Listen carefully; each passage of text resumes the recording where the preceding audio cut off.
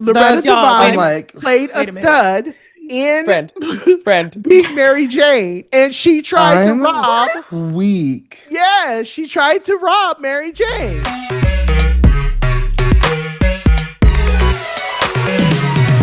This is Shana and Kris. And we are Bad Queers. If you came out of the closet and got put in a box of stereotypes you don't belong to, then welcome to the Bad Queers Club. All right, this week in Queer Urban Dictionary, I have demi-romantic. A demi-romantic person is someone who develops romantic feelings for another person when they have a strong emotional connection to them. A deeper dive is being demi-romantic doesn't mean that a person doesn't like physical affection. Demi-romantic people may enjoy cuddling, hugging, and having sex, even if they're not romantically interested in someone. Some enjoy physical affection while others don't. So, shout out to y'all.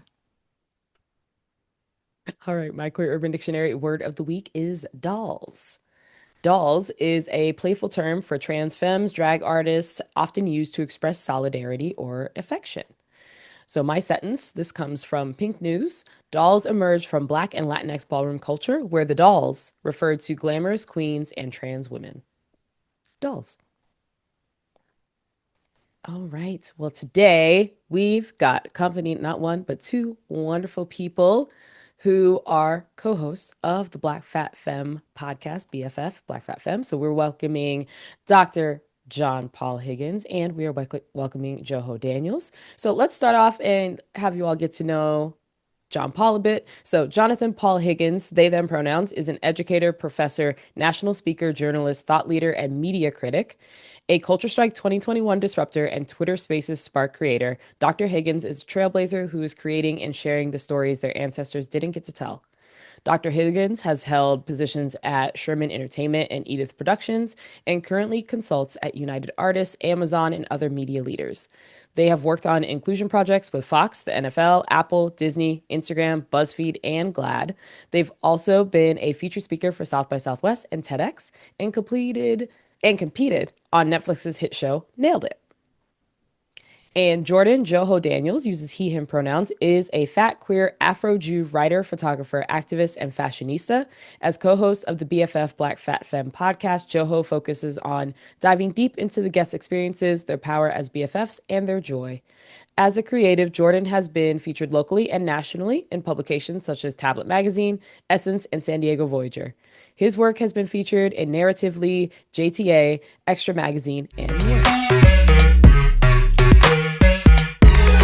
All right, y'all, we have company today. And when I say parasocial relationship, this is who I mean, that I'm in a one-sided made-up friendship with these two. Jon and Jordan, welcome to Bad Queers Podcast. Hi. Hey, thank you for having us. Yes. Come in here and take my shoes off. Okay, bring them feet together. No longer parasocial, all social. Yes. All social, full. Amen. For our listeners, can y'all each introduce yourselves?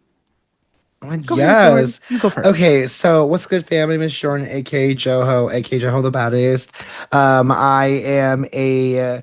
I am a queer, I'm a black Jewish fat queer boy from the Bay living in San Diego.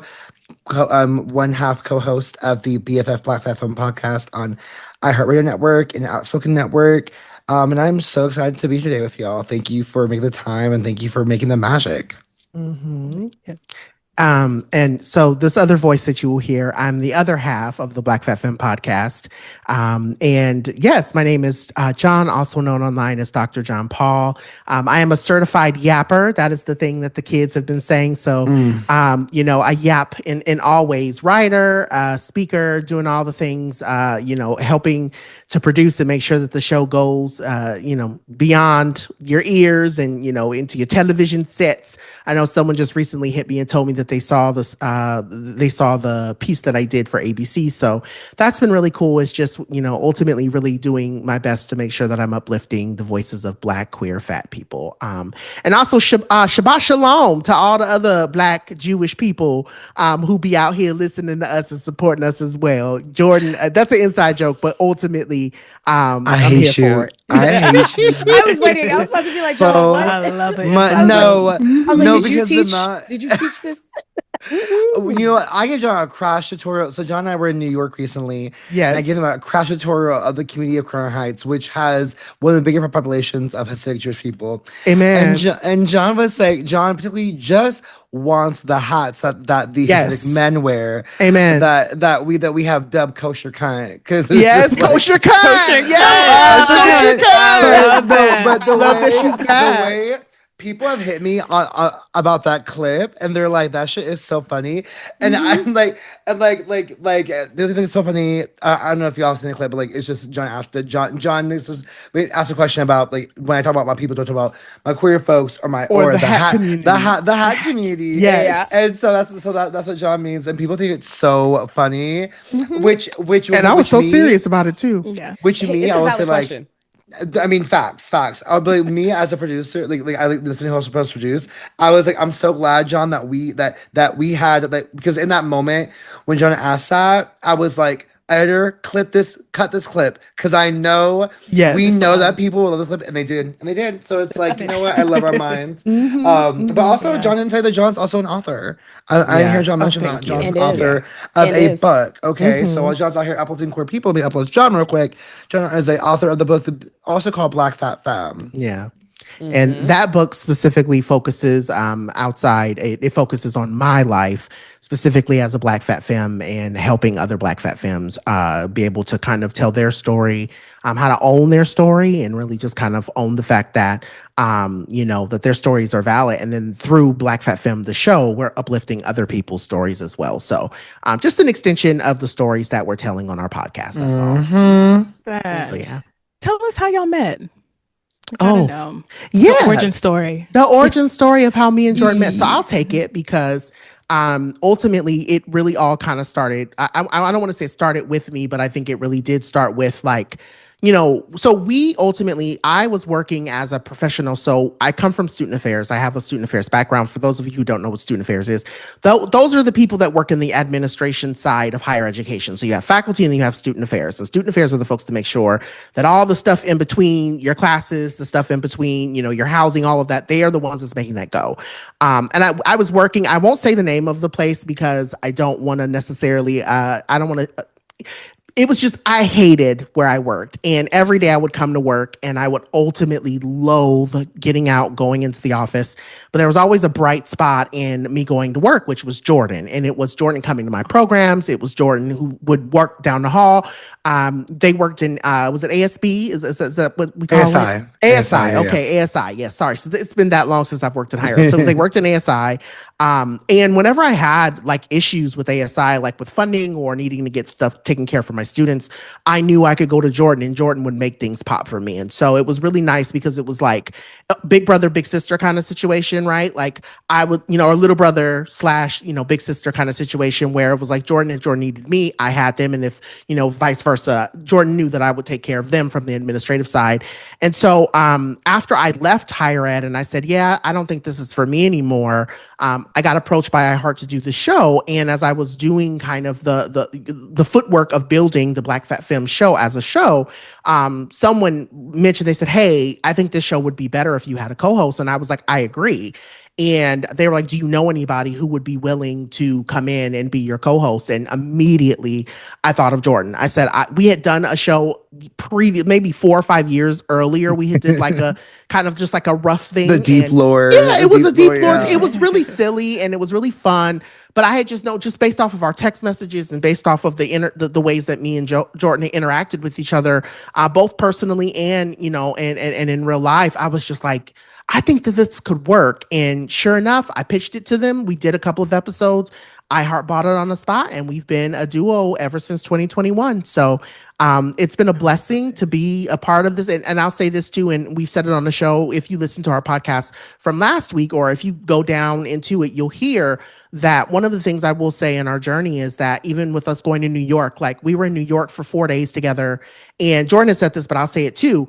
I literally looked over at Jordan and I was like, yo, this is my sister. Like, sometimes you're in space with people and you're like, yeah, maybe I don't like you as much as I thought I did, like, because you have to kind of, it's real. You have those It's situations really with real. people where It is. you hit people and you're like, yeah, I'm kind of glad that we have separate hotels and we can get away from each other. No, it was like every day I woke up being like, yo, this is another adventure with my sister. And it was just, it really like our New York trip, winning the award with them for our Signal Award this year, like it just signified so much. So I that's my long way of saying, like, I think the universe put me there. I had to go through that in order to meet Jordan, to get to this place.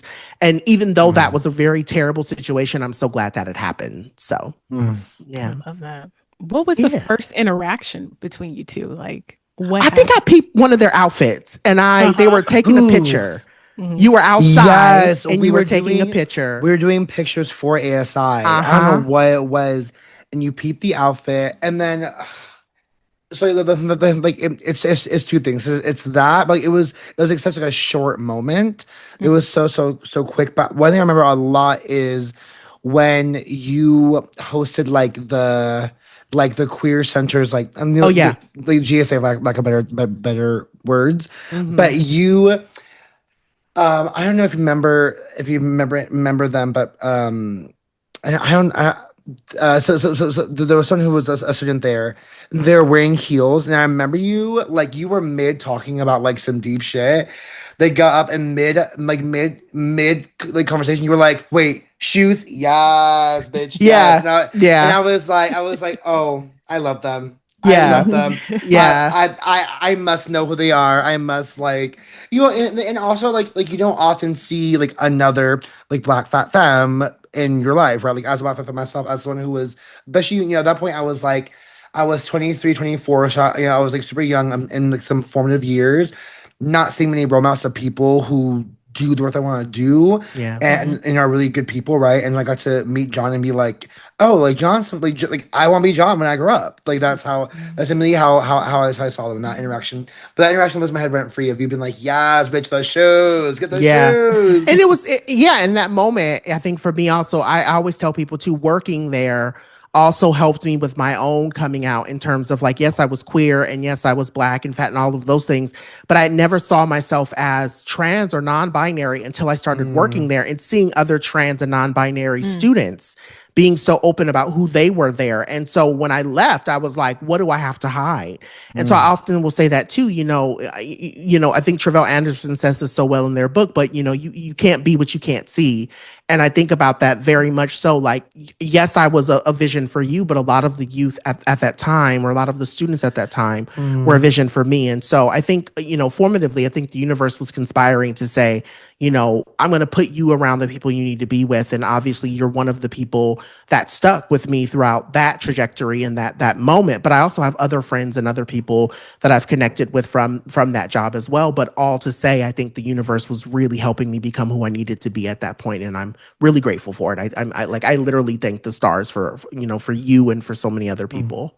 So. I just want to say, like, I do have to plus one the idea of the universe conspiring to support us in this way, because also, like, Jon and I knew, like, we knew several people, like, in entertainment writing and fashion writing, and like, and like plus size work. We both knew people, like, we both had mutuals that we like never realized until we actually became really close, together, right? And like you mentioned Travell, like I had met Travell in a whole different way when they had come to a BSU event, and like right. And so, like, knowing the same people, Jon and I were also both writers for social commentary. Jon had helped me get into writing a story for this really big publication, and so it's not coincidence, right? It's very much fate that we were meant to work together in this way, because we had so many right, like 9 degrees of separation, that each degree was getting closer and closer to then just us doing this work together. Yep. The universe was going to make sure this happened. Okay. Universe said, girl, multiple points. Girl, I got you. Won't miss you.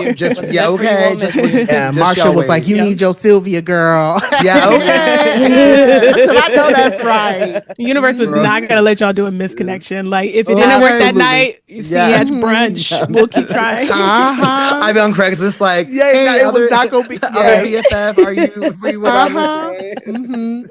I love that. And I love the piece that you were saying in terms of, not only your relationship being able to be in a space where you were coming into your own for your identity. And I think you both have now in turn become the representation that folks need to see when it comes to Black Fat real. Femmes. Yeah. So for people who have never heard of the description of Black Fat Femme, how do you all like to describe it?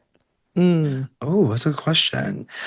I would say, I mean, one in some cases, right, is like kind of self-explanatory, like BFF, Black Fat Femme. I think it's also why we wanted we said the name because when we were figuring out the name, we were like, what should it be? And like Black Fat, we thought Black Fat Femme, and then we were like, oh, BFF is also a great moniker for it because BFF is like best friend forever. And so like to be like, hey, I will play on words like we're your BFFs, we're your best friends forever, but also your Black Fat Femmes. And I think I've shared with people or translate it in a way of saying like it is like it's not just a physical descriptor, but like it really is as like a state of being, right? Like it's an attitude, right? It's like it's a whole attitude, it's a whole personality, it's the whole vibe. Like just like when you say you're a Black Fat Femme, you are. I mean, one as we all know, like staying proud in your blackness is already something that people are like. What? Like, people still find wild or crazy, right? So saying your blackness and your fatness and your feminist, 3 identities that the world around us is saying doesn't belong, literally does not fit, literally doesn't have space for, literally is marginalized or intentionally sidelined, to take up space and saying we're Black Fat Femmes. I think what I give to others, when I say to others when they ask this type of question, like it's one of the best ways to stand in your truth. Best way to stand like truth is power, and you just stand in your truth and your power by using as identity. Yeah, I to your point, Jordan, you hit everything, and I hate the whole I'm gonna dovetail off of I genuinely feel like it really is a state of being, but I also think, I think about, the last chapter, and I hate to be like, in my book, but in my book I write about audacity. No, we're not talking about your book. So thank you, baby. I write about the book. In the book, I talk about audacity, and I think being a Black Fat Femme, I've been thinking about this a lot, actually, especially after last night. Me and my husband, we watched The Substance, and I don't know if you've watched that film. It's a very interesting film.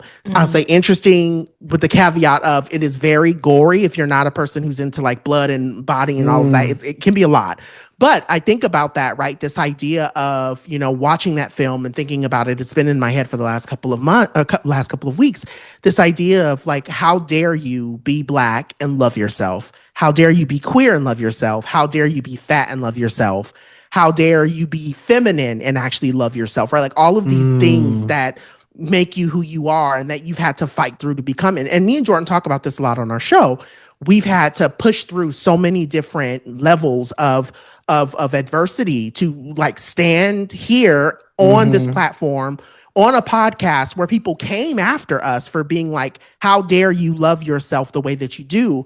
And so I think about audacity a lot because I think that's what being a Black Fat Femme is. Being a Black Fat Femme for me is this notion of when someone calls you a fag, you turn around and say, well, thank you for noticing. Like, instead of it feeling like a jab, it's something that you take pride in, right? Yeah. And I think that's something that I've been thinking a lot about in these last couple of months, specifically in this climate we're in. How dare you still love who you are when we're trying to take everything away from you? How dare you stand strong even when we're trying to take your rights away? And I think that for me is what a Black Fat Femme is somebody who's like, okay, I've been through worse, and like what else? There's nothing else you can do. I always tell people, call me something I ain't never been called before, like rich or white. Like those two things. I ain't like speak to rich. Right. Like, call me two things I ain't like. Come if you're gonna come at me right. So that's kind of where my head lives. Ooh, can y'all talk about the early controversy and how y'all stuck together during it? Like when y'all did have people come back and be like, how dare y'all name the show this, or how dare you love yourself so openly? Like, how did y'all lean on each other during that time? And like, when did you start to see like the tides change? Yeah. I mean, go ahead, girl.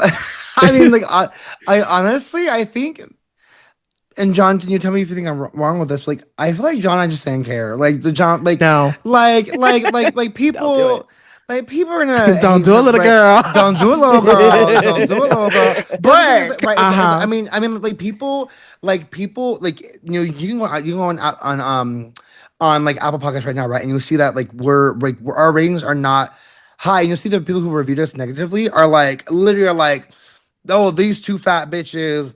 Oh, they're these fat like.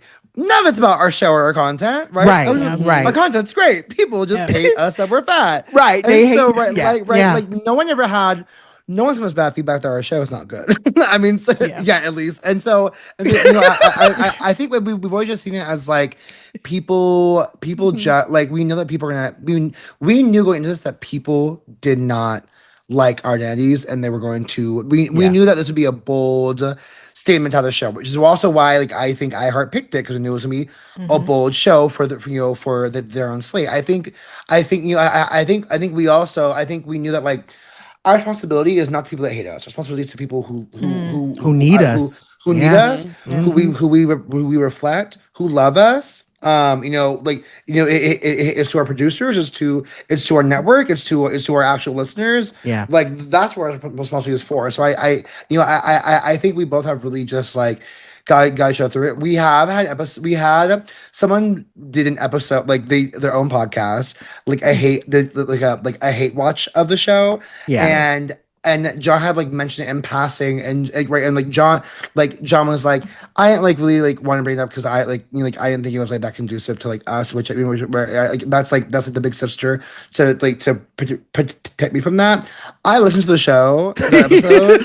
And I was press like, play immediately. I was like, girl, you're so right. As I'm like trying to find the episode, like you're so right. I shouldn't watch this episode immediately. Right. I was like, I was laughing my ass off. I said, this shit is funny. Y'all are like this is the best y'all can do. Like y'all,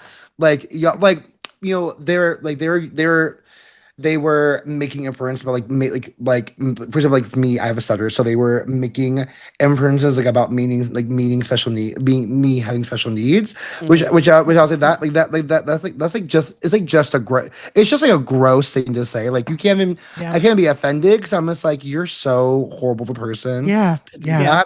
Also, like, girl, my stutter is low hanging fruit. Like, okay, right? I stutter. Like there are so many other options if we wanted to really dig into it. Right, right. Please, like come at me with something that's gonna really. And that's literally what I was thinking. You know, I think a big part of it is you know, like I said, I think some of it is people looking at me and Jordan and saying, why did they get it? Why did they get that opportunity over me? You know, the idea that we've been Apple spotlighted. We've won 4 awards. We're Webby honored. We are, you know, we've won a Shorty award and we won 2 Signals this year. And I think people like they can't comprehend that 2 fat Black girls who are very feminine and who are very confident in who they are. There's no in their mind, they can't conceive that we have the right to be loved and to be, you know, lauded for what we come to the mic with. And I think that's the thing. Like, we don't come to the mic. And that's the other thing too. Like, we could be, and that's what I always tell people, me and Jordan could get on the mic and we could be really mean. We could be really catty. We could be nasty. We could be really upset with the world, but we're not. We have fun. We literally talk about really fucked up shit and we laugh. And that's the thing, you know, people will say, I turn this on, I hear this topic and go, oh my God, how are they going to take on this really heavy topic? And we're sitting here having a kiki about it, you know? And I think that's the thing, you know, joy surrounds me and Jordan in a way that the world can't comprehend. And I think that's the thing that bothers people more than anything. I think it's how dare you be successful and happy in a body, in a mind, in a world that's constantly telling you that you shouldn't be. And I think that's what people have problems with. And for me, it was, you know, like I said, that, you know, even going back to that person doing an interview, you know, doing a whole entire podcast, I actually texted Jordan after that and I was like, girl, we made it. That's what I was about to say. Like, right? that's proof that like, congratulations. Press. Jordan, like, please. Right. I'm like, bitch, we made it because you did an hour and some time. Reviewing they did show. production. They wrote out that. Outlined. Right? Okay. They had to watch and listen to your stuff because they have content. They had 70 clips. And I said 70 clips, mama. Wow, higher. Yeah, maybe he can get 30 for 70 clips. Your socials I don't even have that kind of time. Crazy. Yeah. Because there are a couple of podcasts that I could go off about, but I don't care. Right. Like, and I mean, there are so. Go ahead. Yeah. No, I was gonna say, girl, just ask for a job then. If you're gonna do all I'm that, saying, hello? Do you want to be a producer? Ask for a job. Do you want to be a producer? Because I Let can us talk know. to somebody over at iHeart to Yeah, help I'm you, girl, if you need saying. the Got a help. sample? Okay. Yeah. Y'all also chose like the dumbest clips. Like y'all, I Right. can choose better clips than girl. Our freaking like, our clip maker chooses better clips than this. Y'all chose the Right. dumbest clips. Like, Yeah. please, like That's just so funny. just try harder. Like, Please. crazy. Please. Yeah. I know they get mad at y'all. Y'all are award winning too. And the gag Okay. is we're still laughing to the bank. Because that's the other part. We get paid to do what we Exactly. do. And every time somebody says something terrible to me, I'm like, well, while you're laughing at me, I'm laughing to the bank. John, do you Thanks. remember that was like one of our first interviews, and like that person had made like a snarky comment about T, how I remember it. like we're so green and we get paid, and I was like, okay, I was like, first of all, girl, that's not on us. Like, do I think everyone do I wish everyone should get paid? Yes, I do, and I'm grateful that we do. Right. And, you know, and I'm very mindful that not everyone does, but like that comment, I was like, well, girl, And that was, and the gag was the other gag that other people don't know. So this, and y'all are getting a lot of insight. we into are bad how- queers. I know. We really belong, are. We belong on the show. We are bad queers. Yes, Welcome but to I the was gonna fam. say, It's like, fine. the gag of that is that you invited us on your podcast and then you shit on us the entire time You that right, we're on the show. baby. Because that's what literally happened. Because when we got off the interview, I looked at Jordan and I said, "What the fuck was that? We took it on the chin and we laughed. We were like, ah ha ha, you're so funny. But I was like, girl, What the fuck?" Yeah, Respectfully, I was like, after the podcast, after the episode, disrespectfully, girl. I was like, well, now I see why we're paying you're not. Because Yes, yes. you're out here shitting on us for no reason. Girl. Yeah, we didn't even do nothing. So yeah, so that's literally what it is. A lot of it is we don't bother nobody. We don't bother anybody. I mean, in our Yes Ma'am and our No Ma'am Pam's on the show, I may drop a name or two and say, this And John person does. is terrible. And or does. Trader Joe's isn't as good as y'all say it is. Like I may say that, but I don't be bothering nobody. You know, John- It's a little different. John will absolutely minute. John will absolutely say shit like, and John will say shit and be like, this might get us off the air. And listen, John's my sister. I will ride with her. I'll text afterwards, be like, bitch, shut the fuck up. Don't mention Trader Joe's. Don't mention Trader Joe's again. But on air, I ride with this bitch. I'm like, if we're going down, we're down together. Yeah. But also, And how I dare literally you will throw my have name out. Jordan. We have been in interviews where Jordan has been like, okay, not too much. Not too much, girl. Not too much, girl. So do a little Glad girl. to that. JoHo with the that. slow nod. Yeah. Right. And you just like Yeah. side texting, like, please stop. Please. Yeah. Please. No. Please. Yeah, we Some are of that- a it's mess. just the though. capital. We really are a Please. mess. please, Yes, PLS, please. PLS. It is PLS with an exclamation mark. Please. Yes. That is so funny. How do y'all handle conflict or days where it's just like it's not even one of the other, it's just a bad day and you're recording, the energy's low? Like, what do y'all do on those days? I think lean into each other. I think, I will literally tell Jordan before we get on the air, I had a bad day. I'm not feeling it. I'm a little under the weather. Can you do the show flow? Can you handle, can you drive the boat pretty much? And I think we have such a good relationship where we, Jordan will do something. I mean, we've even been in situations where we've had like a guest and we've done the show flow for them. The show flow, for those of you who don't know, that's literally kind of like our run of show. Like what are we going to talk about? What are who's going to take what segments? Who are going to take what commercial breaks? All of those things. And we've had our guests cancel on us and it's like, oh snap. Like we put all this Like an hour before. Literally an hour before the we guest know is that supposed life. to be on. Okay. They will say, Know oh, I'm that not life. coming. And it's like, well, what the fuck? Oh, Our whole today? show is, I didn't know it was today. It's like, Oh, oh, yes, today? you did. Because we sent you 4 emails. Don't play. But all that to be said, and so we just go through. And I think there have been episodes where people can listen and people will just hear it. That either Jordan is having a day and I'm literally trying to keep them going for the hour or vice versa. And I think that's what, sisterhood. I think that's really what. And that's why I said, like, as much as I get tired and I do a lot, don't get me wrong, I do a lot. I will say, like, the podcast is literally, like, I will sometimes come to the podcast have a show, and then we'll stop recording, and I'll go, oh my God, like I'm so glad that we recorded today because it changed my whole mood.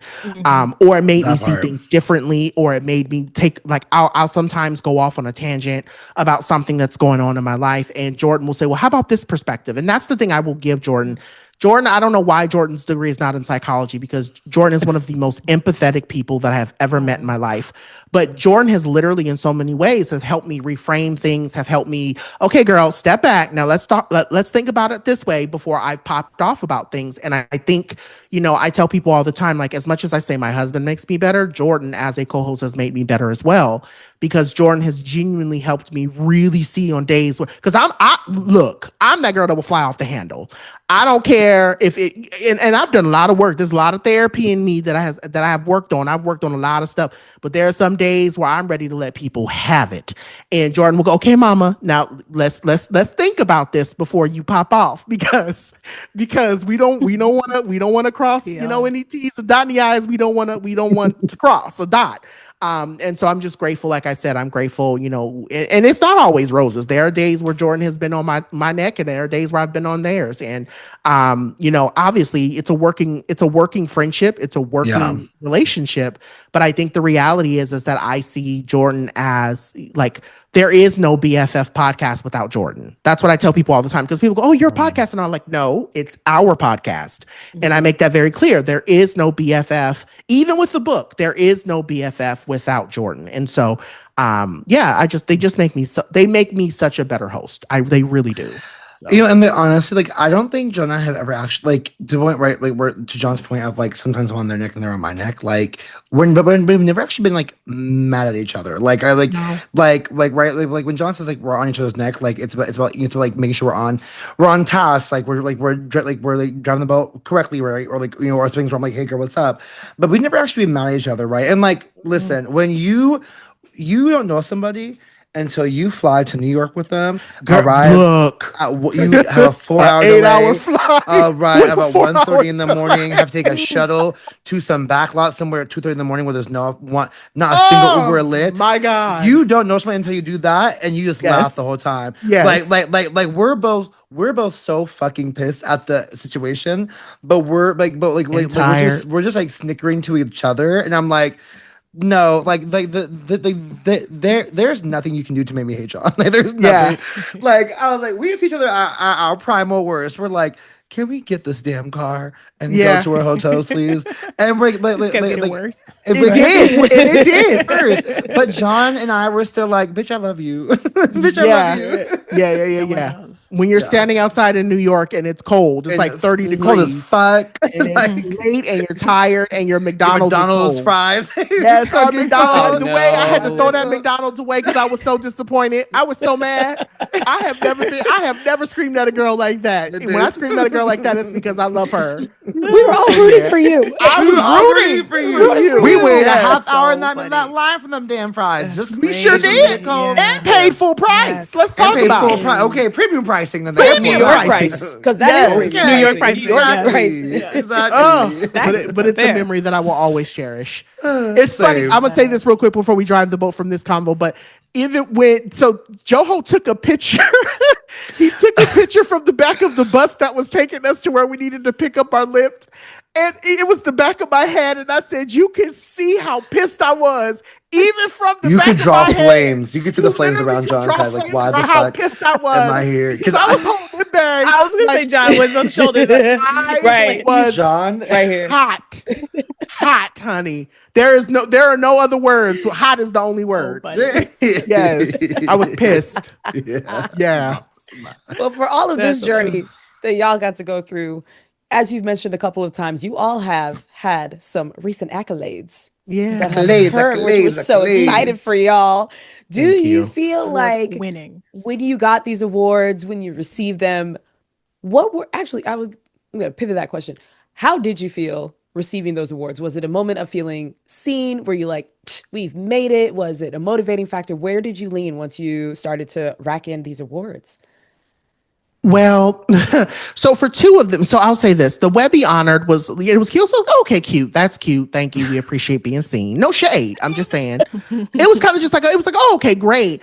And so, like, when we put in for Shorty and when we put in for Signal, you know, I don't know if you all know, but Signal is like a big deal for podcasting. I didn't know it was a big deal until my, you know, the person who runs iHeart, which is Will. Shout out to Will. Will is literally like, I always call him my god uncle. Will messaged me when he saw that we were nominated and was like, I hope you know how much of a big deal this is, because shows don't just get nominated for a Signal award. Like you know, yeah, you can put in, but it's very, very competitive. And I mean, we were in categories with like Bob and Monet. Like we're in categories with Margaret Cho. We're up against the trans. What is it? Shout out to her. Trans. Amara Jones, trans. Yeah, Amara Jones. Like Media. Amara, Oh, yeah. yeah, girl. Trans Like media, yes. these are heavy weights, honey. Yeah. So I mean, what's their name? Bo and Yang and they, like Las Culturistas. Las Culturistas. Wow. So like when you see your podcast get nominated next to these podcasts, it's like shit. And so you kind of expect to lose. You know, I think especially being who we are, you expect to lose. And I think that for me, like that was the thing. I didn't go in, I've never said this outrightly, but I think for me it was like, I'll throw my name in a hat, you know, I'll throw our name in a hat. I'll see if where it can go. We get nominated and it's like, oh, how cute. Okay, we got nominated. Yay. And then I'm laying in bed and I'm seeing my phone blow up and I'm going, who the hell are all these people texting me at 7 a.m. in the morning? And it's because the New York people found out that we won. And our New York team, meaning Anna and, you know, shout out to Joey and shout out to Bay and shout out, our New York team is like freaking out because we won gold in one of the areas. And so I think for me, it's like, I sit back, I'll say this and then I'll be quiet. This year has been really tough for me. And I think winning Signal and I think some other things that have come through the pipeline, it has really taught me that, you know, some years are going to just be hard work and leg work. And it's just going to be grunt work and you're not going to see any accolades and no one's going to snap you up. No one's going to give you your roses. That's what 2021 to 2024 was for us, right? We were putting in the grunt work. And then 2025, it just kind of hit. And, you know, now people see Black Fat Femme is not just two fat girls just on the mic talking shit. No, we know our stuff. We research our episodes. We bring on guests. We know their history. We know their, like, we are literally two journalists. Like, and I tell people that people sleep on the fact that me and Jordan, we have degrees in journalism. So we're not just two big girls who get on the mic to talk shit. We're two educated Black girls who know what we're talking about and we know how to interview people. And I think that's the thing that makes me feel so good about winning, is being like, yeah, like we've worked on our craft and it shows, you know? So when we pop our shit, we mean it. Yeah. You know, and I'll say, like, I think like I feel, how do I say it? Like I have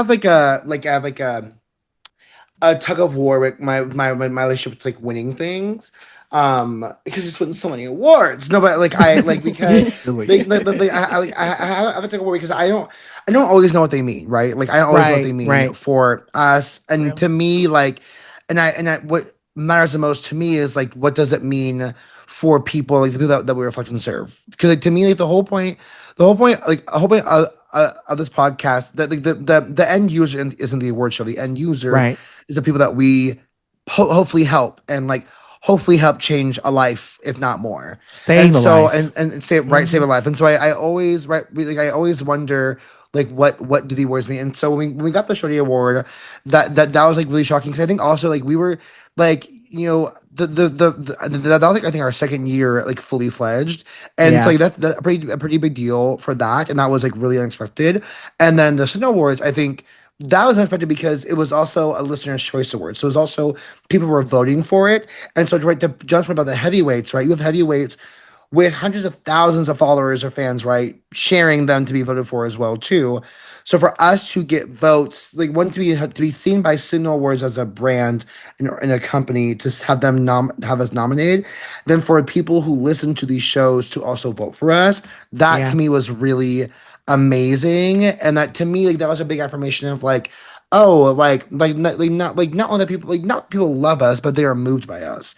They're moved by us enough, because like, to me, like, I've always known that my purpose in life in some capacity is to like help change the world. Not like to be like the person to change the world. Like I know like my personal life is to help do something good in the world. And so this show is such an articulation of that.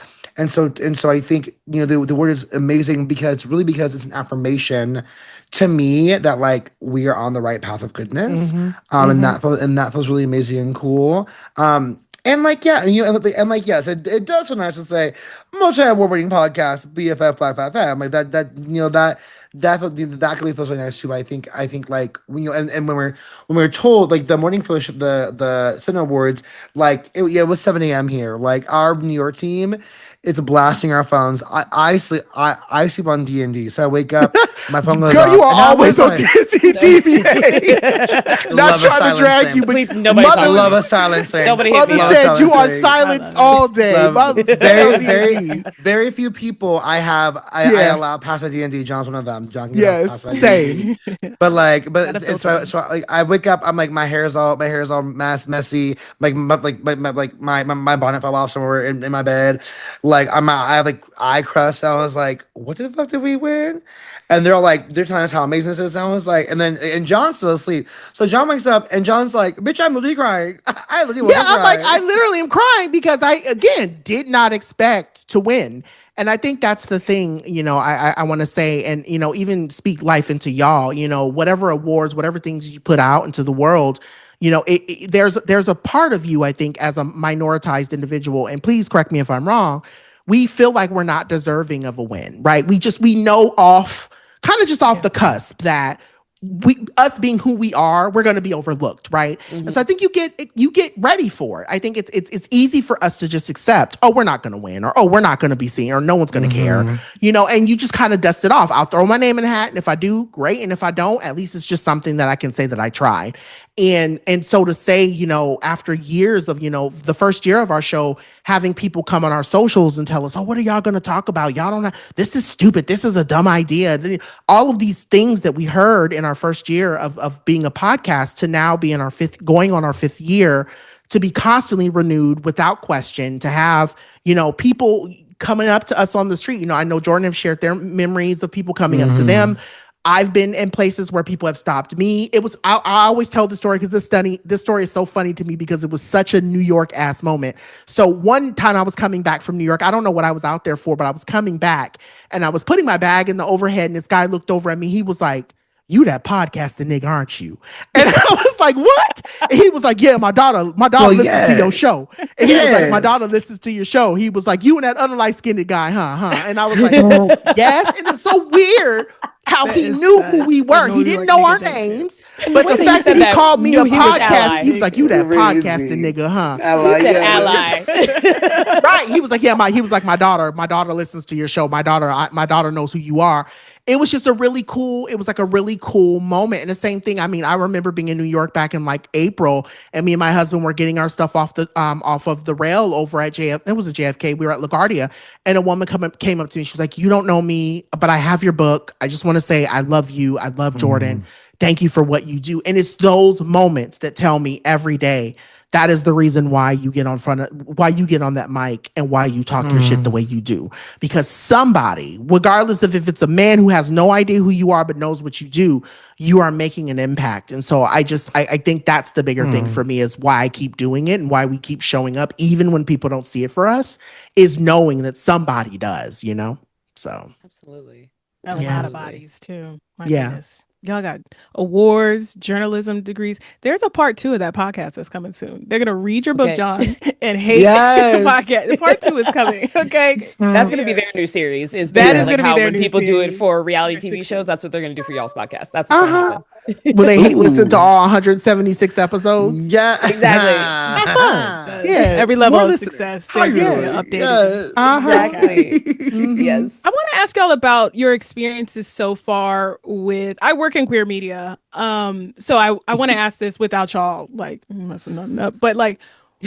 How has your experiences in queer media been? And then even your experiences with like queer creators in general, no names of things, but just like, how has it been for y'all? The facial Editor, expressions, insert cut to commercial. I'm just facial expressions that span It's like, this goes for into all of you. Patreon. Just listening, put it on your YouTube. You saying that made me think like Y'all should like blur that your girl who- screen. And Because like, who was that woman who was like, I am in queer media? So that's what made me think about with the Wicked, with yeah. that was Yes. Trish. I was like, I am know in it was queer Trish. media. Yeah, That's my it was moment. Trish. I had to take media. it. I had to I take was it. like, I had to yes. take it. That's so funny.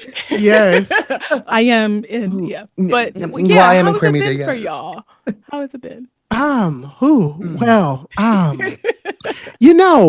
how can I say this? What could queer media do better? What could queer media Go. do better? Well, so I'll say this. I think for me right now, I think queer media, and I've been saying this and I will keep saying this, we've got to get away from our stories only being the sad stories. I think Yep. that's been the thing for Rooted me. in trauma. And that was literally what that's the reason why our podcast, our moniker is celebrating the intersections of identity.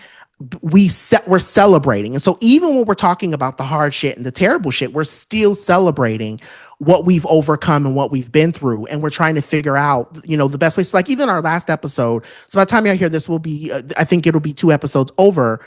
We talked about, Mamdani and all of the wins and stuff, but we talked about it from the lens of hope, right? Like this year has been so heavy for people, but how can we still offer a message of hope with folks going into 2026, feeling the way that they feel? And so I say all of that to say, I think queer media, one, needs to be less white. I'm gonna just say that.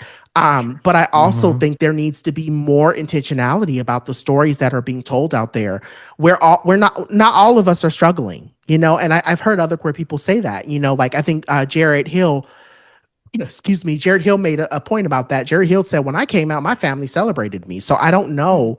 I don't have the struggle story of coming out. My father was fine. My mom was fine.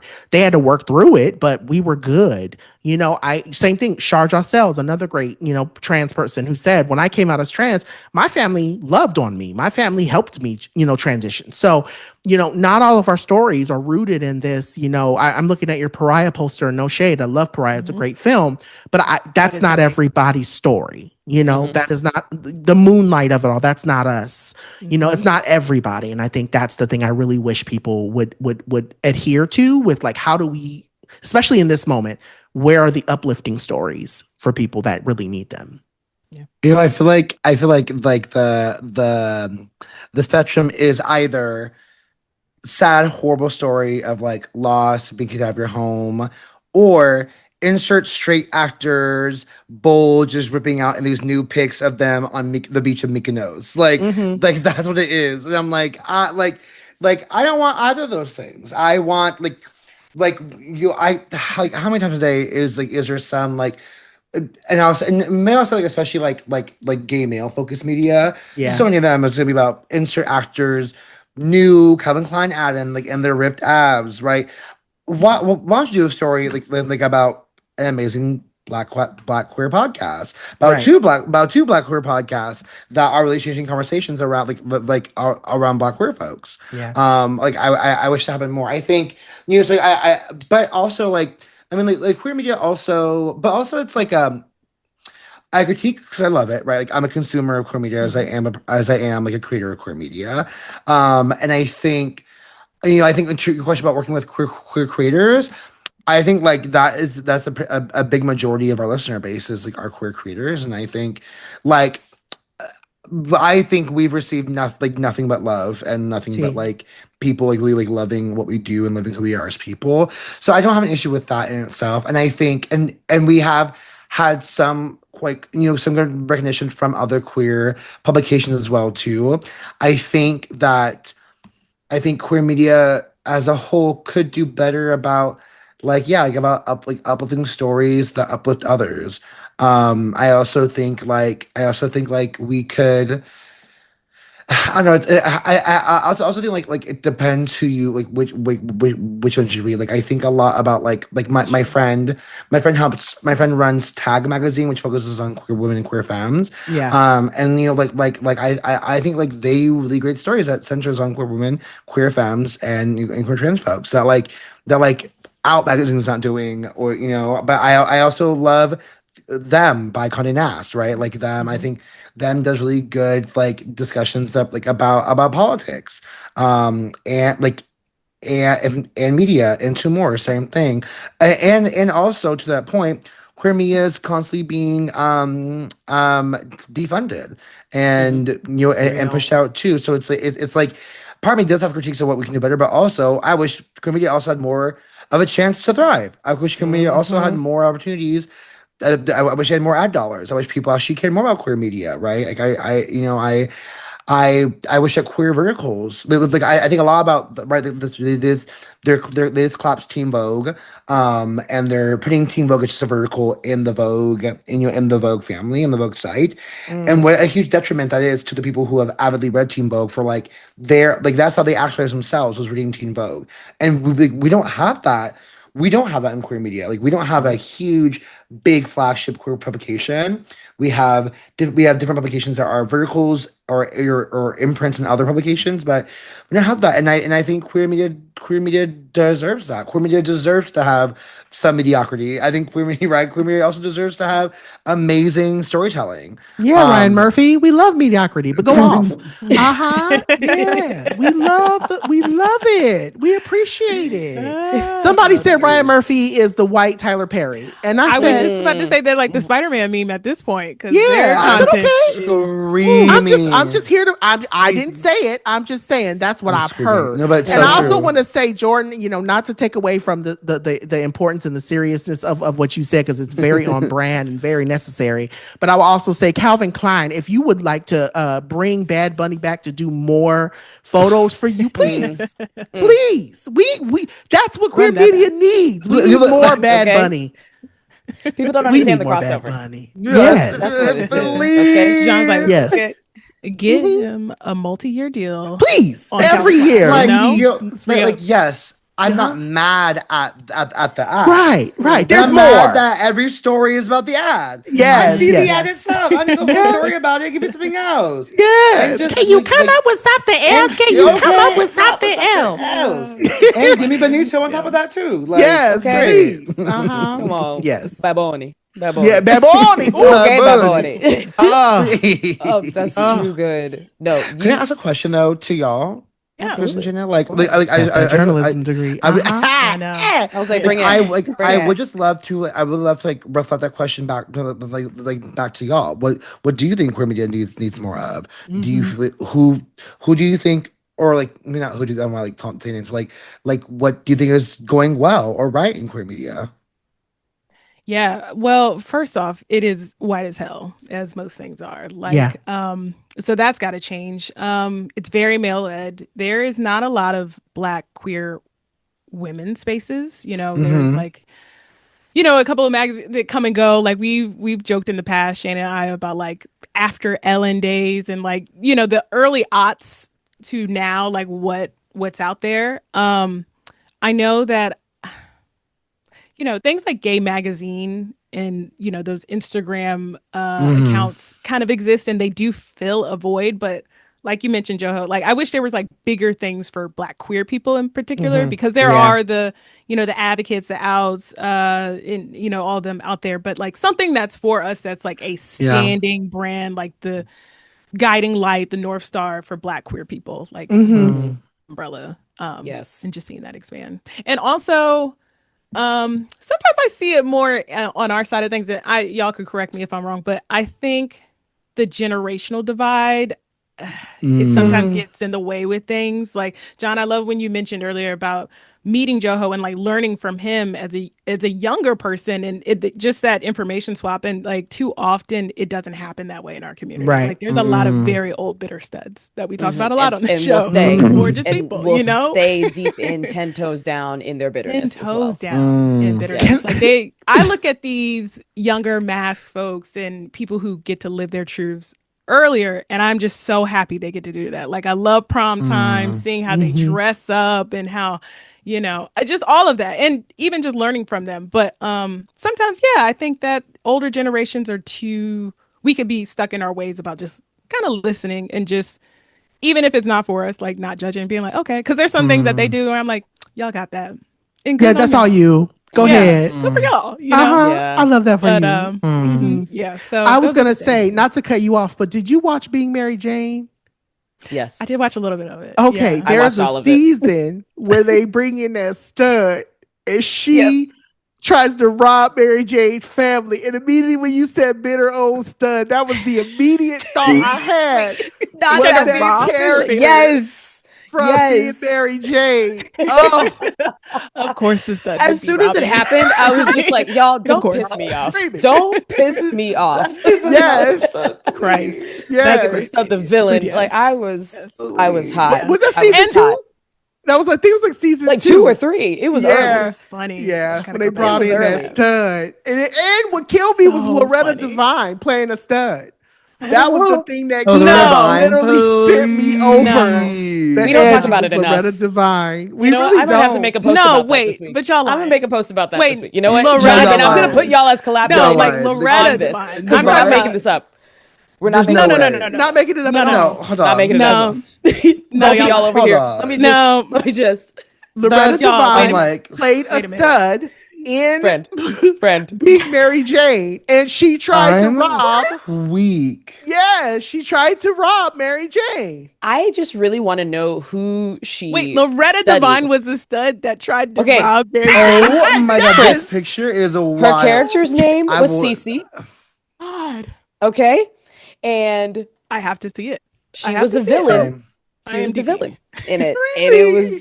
it was glorious. It was. Wow. Came in, That is and wow, and it's the wild. exact type of old school stud that you expect, the one with the fedora. I was like Vest giving and all Zoot that. Suit, It is like, it is no. OG. Stacey Get Adams. This off is- my yeah. lawn. Stacey This Adams. Loretta Devine. is Stud giving- of- Get off yes. my lawn. Oh, live. geez, Loretta Devine. Crazy. Okay. I'm literally. Can't say she I don't have the didn't- range. She got the range. Wow. My girl. Wow, wow, wow. My original dream girl. I live. Okay. I live. That's Oh all my range. God. I was about to say also more expansive visibility of just like expansive mask, folks out there. When I was coming up, it was just like you were either, kind of like a Lil Wayne stud or not. And now it's so different for everybody, and that's no shade. But it's so different now. And I think to show all, soft studs, all just the range of mask, so Mhm. Not, I love John, that. Not you dropping the link so that I people can have to do the see it. research. I have to see this. No. In the chat, John- for those who are listening, I it just says saw it pop first up. time And knowing that it's Loretta We're gonna you insert that finding vid- someone that posting about stud. it too. Is what's taking me down. Yeah. You're finding a Oh my Facebook God. post about it, and Oh these my God. pictures. I'm going to post about stop. this tomorrow, and I'm going to put We you all have as to put this- collaborators, and that's what it's going to be. Down. I just Don't need you to know that. y'all worry. We I will need put y'all this to in the know. video for Yeah. this Don't worry. because my God. He played My a God. stud. No. Why Like, did someone in the it being comments Loretta though- Devine was such a plot twist. Like What it did was they say? already okay. What did they say, Someone John? in the comments though said Queen Latifah must have been busy or something because I know y'all fucking lying. That's so. How you gonna do that to my girl? Queen I Latifah just like want to that? know who she That's- studied. Oh Who That was her that is the question I'm inspiration? Oh my asking. God. I want to Her know who she inspiration. studied. Was it an I aunt? literally Oh my need to know. God. Was it I another was- celebrity? And the Did she go to different Atlanta hats. in the 90s and hang Oh, that's out? Atlanta. I need to know. House down boots. That I house down need to boots. know who was her inspiration. Oh my God. Yeah. This is amazing. So it's think a we need to scamming know. so did that. Not a scam. Things we need to know. I don't even know where to go from here. I like what? Well, that's the show. Right. You'd be like, thank you so much for Right, being I here. am- I'm sorry I crashed the We did show it. in the way that I Like, did. that is- Like, what do You you, did mean? the right thing. Like, what do you mean did the Loretta right thing. Devine was a stud? Oh Like, my okay. god. All right. You're All right. welcome. That should be You're the welcome. title of this episode. That is what Loretta Devine was a stud. done. That Done. is my gosh. Jesus. This is about to do numbers. Wow. So Oh on my that, god, I'm screaming. John, Oh, I'm really happy to shit. like pivot this before we move to bad queer opinions because we can't leave this interview without talking about I can't even your host book. this tab, yo. Thank you, baby.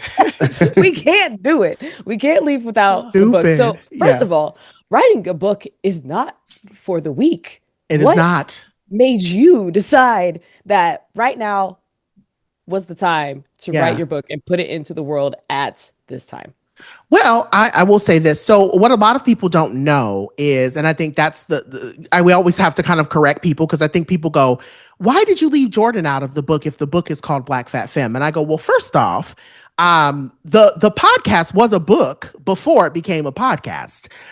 When I pitched initially in the early phase of me shopping this podcast to several different places, I initially was letting them know I have this book idea. I want to do this. I'm trying to create kind of this universe where, it can be a television show, it can be a book, it can be a podcast, it can be a mini series, like all of these things, a documentary. I was in my own head trying to create a universe. And so it just so happened that the podcast took off before everything else did. And so I will also say that the timing of the book was kind of kismic. It wasn't something I planned. I had been trying to sell this book prior to the pandemic, the idea of this book. And it really wasn't, I mean, now, obviously, if folks have read the book or if they're familiar with the book, they know that each chapter I'm talking about a specific Black Fat Femme in each chapter. But I didn't have that idea until I saw the Luther Vandross documentary. And I've talked about this ad nauseum in different spaces. That documentary is what actually inspired me. I went to Sundance, saw that documentary, wrote a piece about it, and then literally when I was done writing the piece, I said, I think I figured out what my book is. My book is literally going to be an ode to all of the Black Fat Femmes that I ultimately grew up watching, with Luther Vandross being one of them. I watched how people talked about Luther Vandross. I watched how people literally tried to study him and tried to figure out his sexuality and never really gave him space to talk freely about who he was. And so I was so intrigued by that, this notion of how the world treats Black Fat Femmes and how the world talks about us, but they never talk with us. Mm-hmm. And that's really what the book became. It became this me looking at my own life and the trajectory of where I am now and how I because I get that question a lot too. How do you love yourself? How in a world where everyone is basically ragging on you or looking to tear you apart, how do you love yourself? And I think that for me, I wanted folks to be able to start with the foreword, obviously written by Latrice Royale, who was a huge inspiration to me, and be able to see Latrice's story and then, kind of Latrice pass it off to me.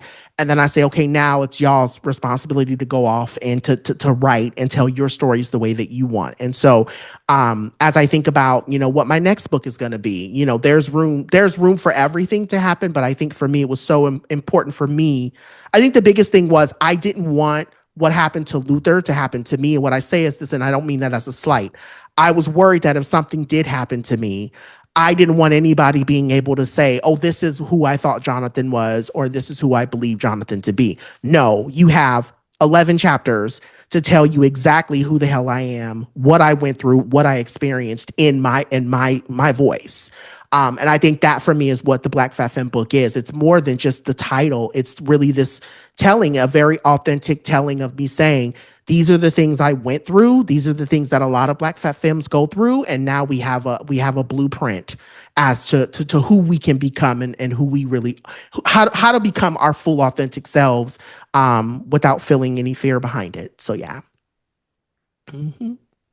Jon, did you have any feelings about, in thinking of that Luther Vandross documentary? Did you have any thoughts on how Patti LaBelle handled that? I know that there was some controversy around if she outed him and if she didn't. Like, what were your thoughts on that? And that documentary was one of the best music documentaries I've seen. Oh yeah, that one is Tina Turner. Oh gosh, yes. I say this every, and I will say this too. Like, I had a chance to actually talk with the producer / the director prior to putting the story that I put out for the film.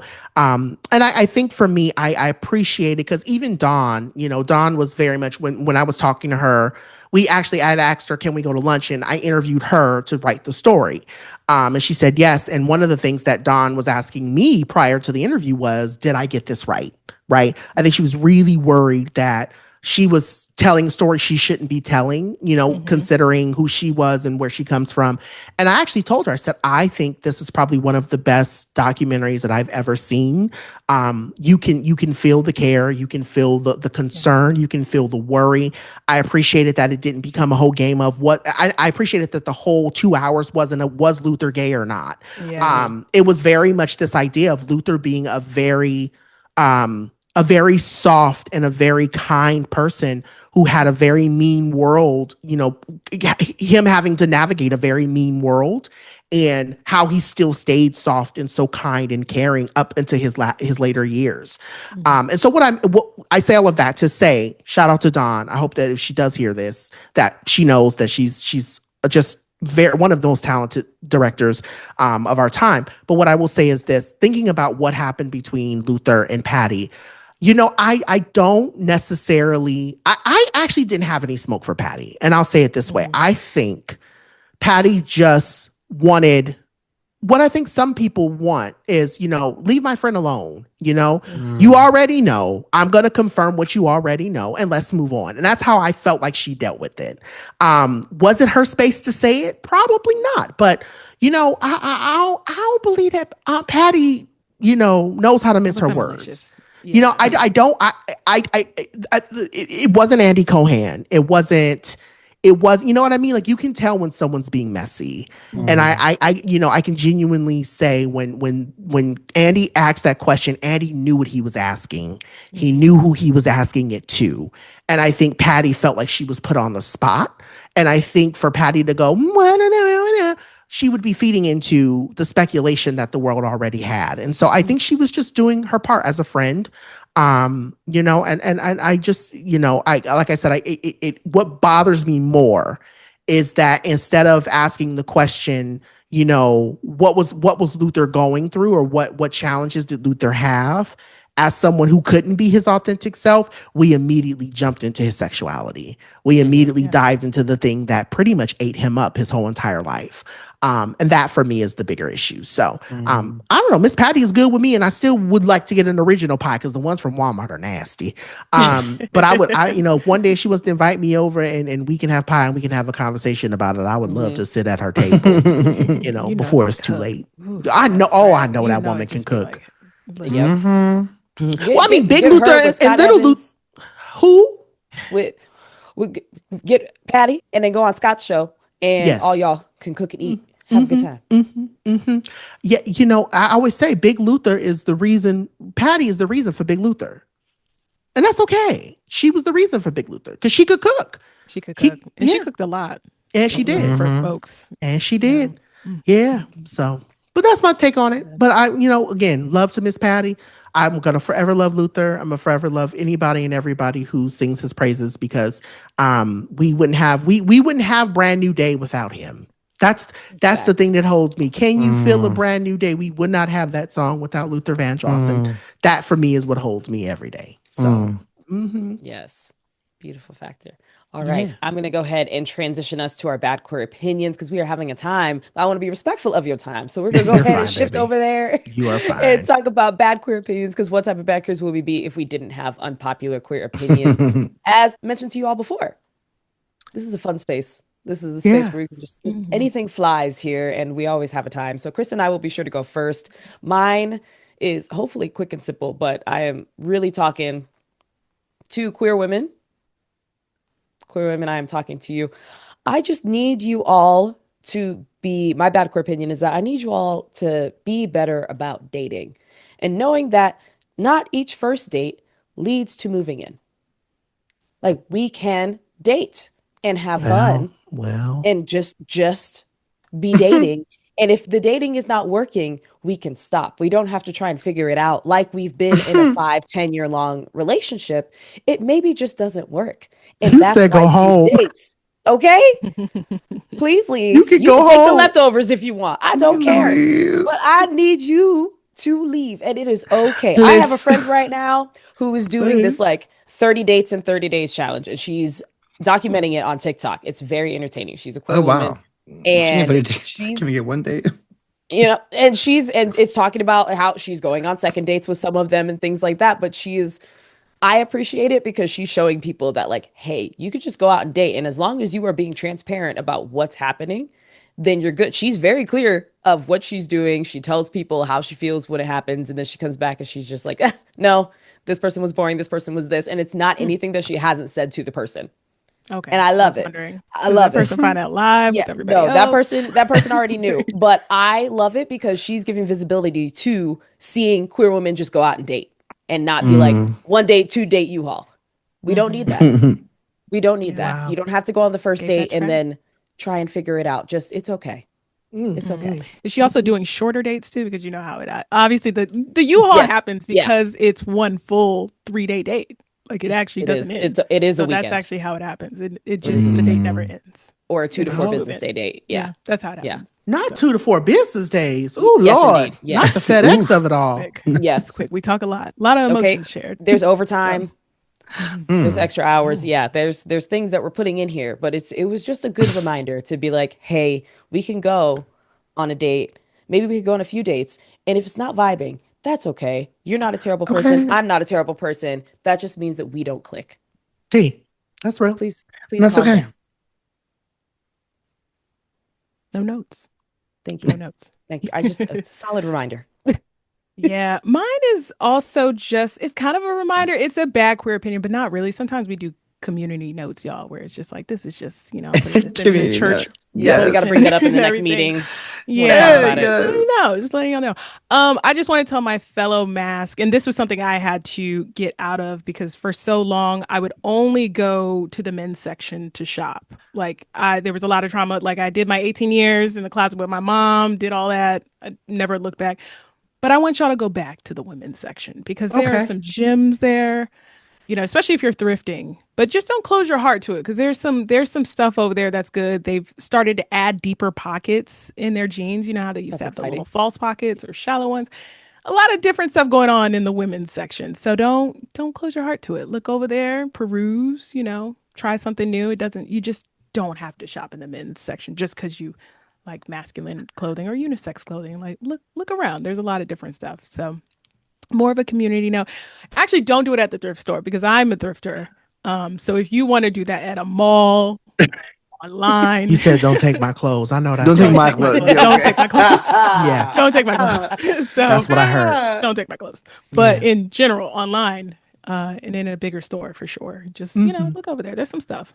Go to Burlington Co. Factory. Yeah. There you go. There you go. Because they are Here's stocked. one you, okay? They are in a good Ross. If you go to a Ross in a good neighborhood too, it's quite a TJ selection. Maxx. Mm-hmm. Yeah. Yeah. Just look around. All right. Jordan, do you have yours? Okay, I think so. Okay, so this is for the whole community. The mic is on. Stop in general, but like stop. It's just that. Stop. That's just the advice. Stop having straight friends. You need straight friends. I think we're good. Stop inviting them out places. Stop saying they can come to our pride festivals and parades. Amen. Gatekeep until you die, girl. I do not. I actually love gatekeeping these days. I don't need more straight friends. You fulfill the quota. They don't care about you, girl. They just want you to be their sassy gay girl. Don't do it. Drop the straights. I do not believe personally, and I will. Oof, one of my hot takes in life is I don't believe straights need to be at pride. I don't care about allyship. You should be allies regardless.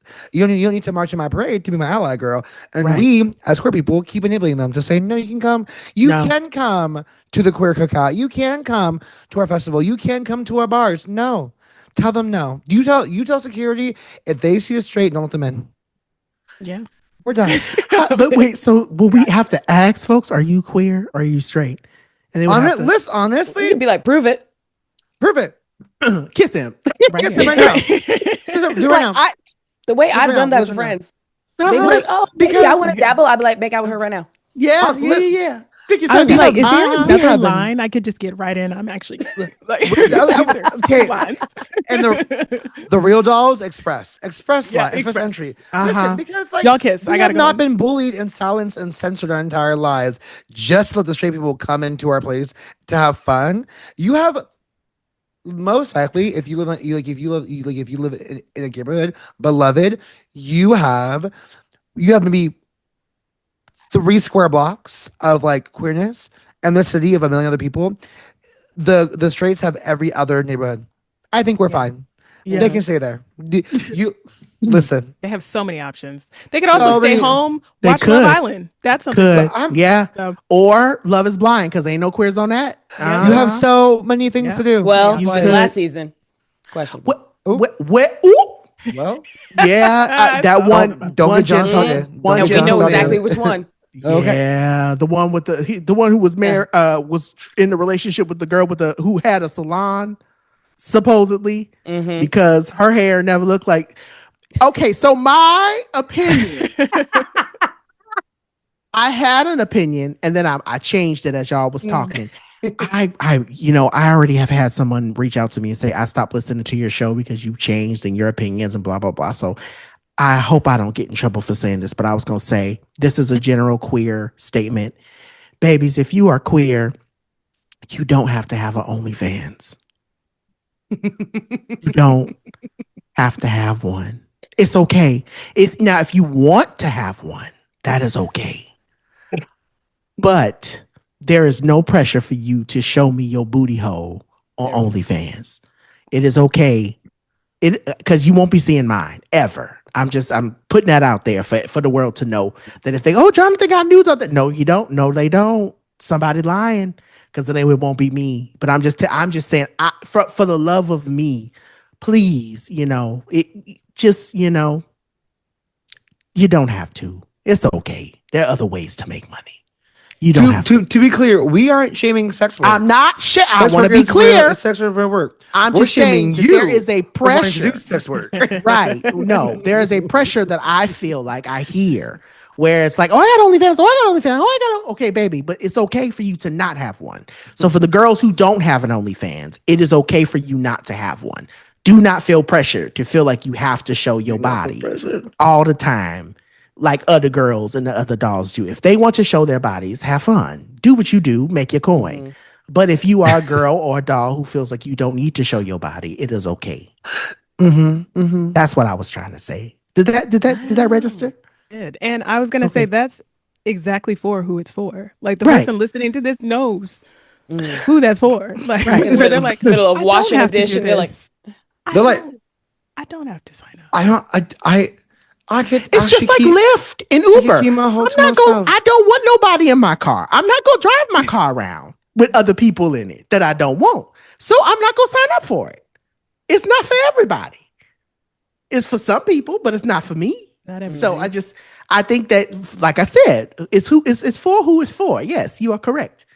Yeah. You don't have to show your body if you don't want to show your body. Yeah, there's some good creators on there. Let them do that. But also, let them do it. We really want to talk about sometimes. There are some really good creators. There's some really good creators on there, and we should talented. Y'all should stop taking their fans. And that's the thing is you clogging up the algorithms. Well, we all have our interests, and I think people forget too that it's work. That's the other thing. Work. Truly. Yeah, like even with the people think with a podcast, I'm gonna just turn on the mic and start talking, baby. No, podcasting is work.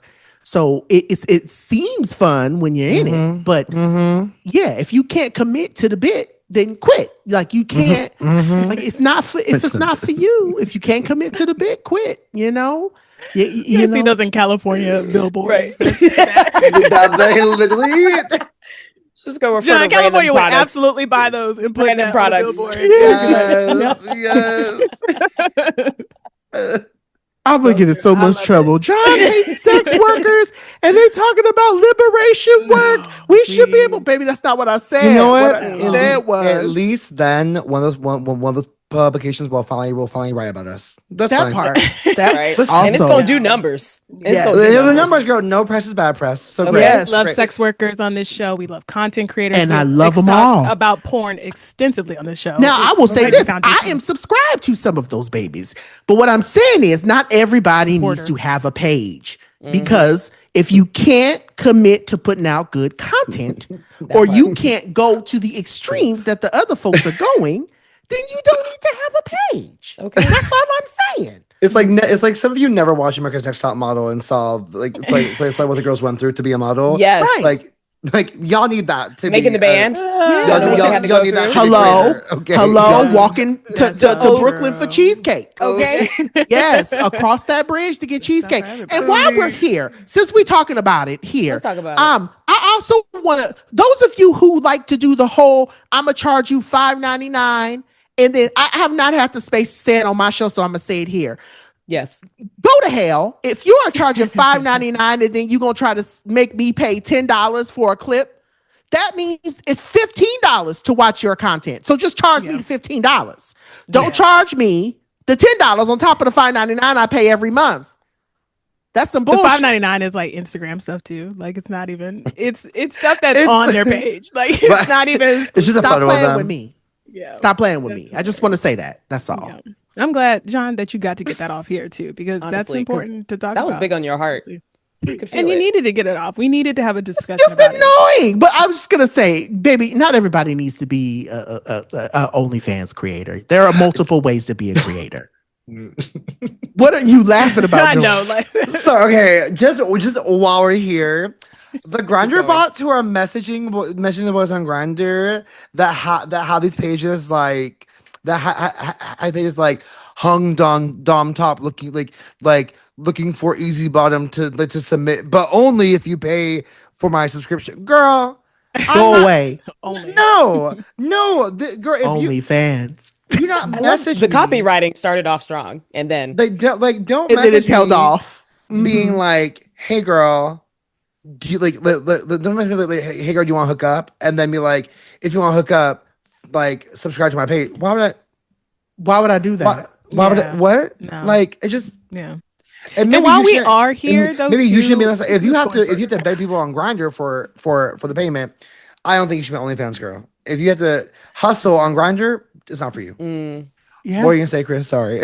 That there should also be like free samples. Like follow like a Costco. Let like, me method listen. of, like, put give me a something else in. preview. Give me a Because what will preview. I pay for if I don't like it? That's Like, a I good wanna point. know- Follow that model. Yeah. I mean, and Yeah. it works for Costco for, many reasons, but like Give a give- bitch a give trial. us Give little a 7-day trial. trial. Okay. 7-day. Like, Yeah. let's see $2.99. if the goods are Yeah. worth it, girl. Like I want to see Yeah. what's Yeah, happening yeah. here. You got to get something free to get some, paid. So, Mhm, and that's just, again, could be a little clip up to 60 seconds. 30 to 60 Yeah. is a sweet spot, Yeah. depending on the night that I'm having. Yeah. So it just depends, so, I'm Scooby. You said depending on the night I'm having. Depending on the night. Is it a Wednesday or is it a Friday? Hurry up, You know, we got things to do.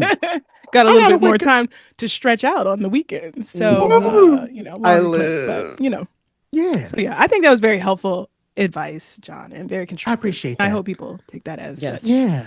Mhm. yes, I get it. I was like, same as well, JoHo. Like these were all great, valid points that We were brought critique up, and because we you all- care. We critique because we care. Amen. and you can feel the passion behind it. Yes. So we love that. We love that. Well, on that note, I feel like it's a good time to wrap up the show. But we would never leave you without giving shout outs to our faves.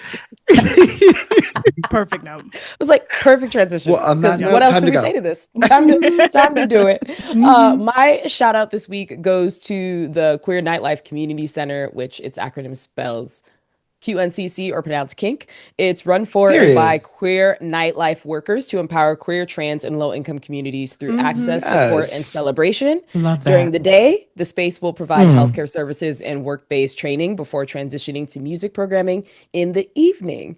And this is opening up it's either opening or has opened. I forget based on the day because it's soon, but it's in Brooklyn.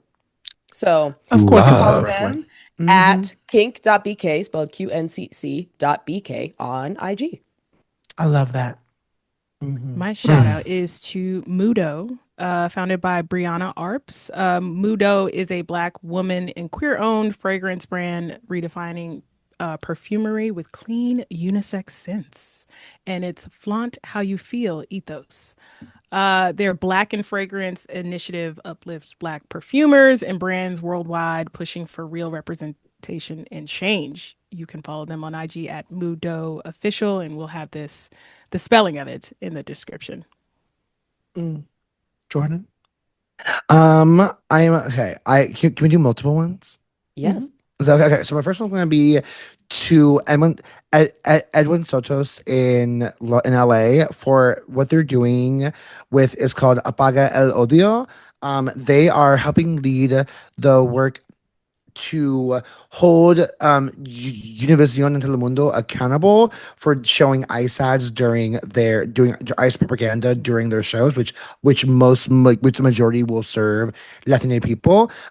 So Edwin Sotos and then Luis Cornejo, two creators who are really like trying to get people to sign this petition. I signed a petition today. If y'all sign a petition, share it.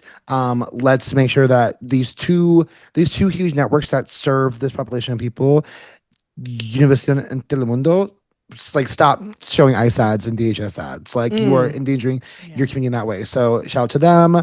Shout out to Edwin and Luis for doing that work. Shout out to I want to say my friend Sandra Morris, who runs Tag Magazine, one of the very few publications focused on queer women. They are in a bit of a rebrand currently, or a brand refresh. I'm really excited for them. I hope that people read their stuff. I hope advertisers come and give them some ad dollars to advertise in their work and help their stories get told, because they do tell really great stories. And then I want to give a shout out to my friend Nathan, who does queer coaching, queer relationships coach, under the moniker Queer Conscious. I am somebody who has said on record before, I hate life coaches. I do not understand their purpose, but he makes me believe in them, and I love the work. I love the work that they do. They're the person that I'm like, you know what? I can see why life coaches can work, and they focus on queer relationships and queer love. So if you're seeking both relationship with yourself and with others, so if you're seeking a coach, please hit up my bitch Nathan at Queer Conscious. So I have to I want to shout out one is it Erica Hart, whoever. I heart Erica. Yep. I heart Erica. Oh, yeah, I just love their content. I love everything. I love how they hold everyone accountable. They recently did a video about Beyonce. And they've been saying a lot of the same stuff I'm saying. I still to this day do not understand why we want so much from celebrities. Like people are like, oh, these celebrities, they only care about celebrity. They do not care about liberation. We want so much from celebrities when we're not holding our politicians accountable for all of the things. So I just appreciate the way that she continues to uplift that notion. I really, and then also her family. I just think her family is so adorable. Excuse me. You may have to cut that. I'm having sort of a coughing fit. I'm so sorry, y'all. The other thing I wanted to say, the last person I want to shout out Pennywise, the dancing clown. And I want to tell you why. I believe Pennywise, we've talked about this on our show, is queer. But she is doing her thing in this I Heart Dairy show. She is fucking these kids up and reminding us what the girls can do when you put your mind to it. So I just want to shout out Pennywise, who is really just that girl. And I don't know if any of you know who Pennywise is from the film It. But I just think she's that girl. She's just reminding the children and the dolls that she's not the one to play with. And I appreciate that, because I think we all have a little Pennywise inside of us. So I wanted to give her things. Are you watching the new series? Yes. HBO Max. It's good. It's good. It's good. Like literally, if you think that those kids had it hard in the film, this shit is a cakewalk. Consider he is doing the like literally terror. He devours terror. He devours children in the first episode. I don't want to give away too much, but devours them. And I said, oh, so this is what we're in for. So it's a ride, but it's a good one. Yeah. Okay. So funny. I don't like scary anything, but I love Taylor Page, so I feel like I should still just press play and all that. And and honestly, that doesn't have anything to do with me Pennywise wise. I was like, what y'all do? It's fine. I'll just watch a show, and not You'll enjoy it. Scared. Could it be me? And for everybody else who wants to follow and support you, where shall they go? All right. Well, for us, you can find us Black Fat Femme. So you do have to put in BLK because Instagram played us and wouldn't let us spell out the full black. So it's BLK Fat Femme. We're on Instagram. You can find Black Fat Femme on Threads. You can find Black Fat Femmes on Blue Skies. You can also head over to, we each have our own individual websites. My website for all things Black Fat Femme and everything related to the show and what we do, www.drjohnpaul.com. Jordan? You can find me at JoHo Daniels, JoHodaniels, across all socials. My website, jordandaniels.com. Oh, yeah. My ad is at Dr. John Paul, DOCTORJONPAUL.